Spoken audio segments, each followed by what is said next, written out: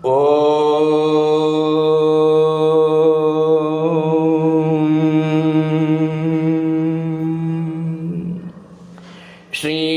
குருப்யோ நமஹ.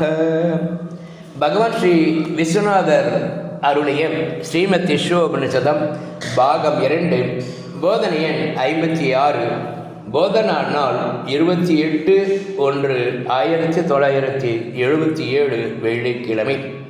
மனோராஜ்யம் இருக்கும் வரை சுகதுக்கம் தொடருமே.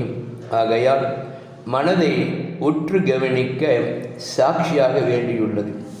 கவனிக்கும் போது மனது உதிக்காமலே சூன்யமாகிவிடும். அதனால் துக்கம் நீங்கிவிடும். துக்கத்தின் சொரூபம், துக்க உற்பத்தி, துக்கம் நீங்க வழி, நீங்கின நிலை, நீங்கும் போது மறுபடியும் துக்கம் வராமல் பரமானந்த பிராப்தி என்ற நிலையுள்ளது என்று அழுத்தமாக ஆச்சாரியார் சொன்னார். புத்தர் துக்க நிவர்த்தியே நிர்வாணம் என்றார்.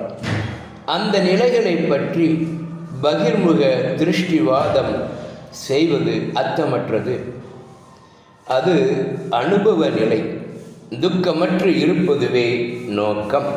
ஓம் சாந்தி சாந்தி.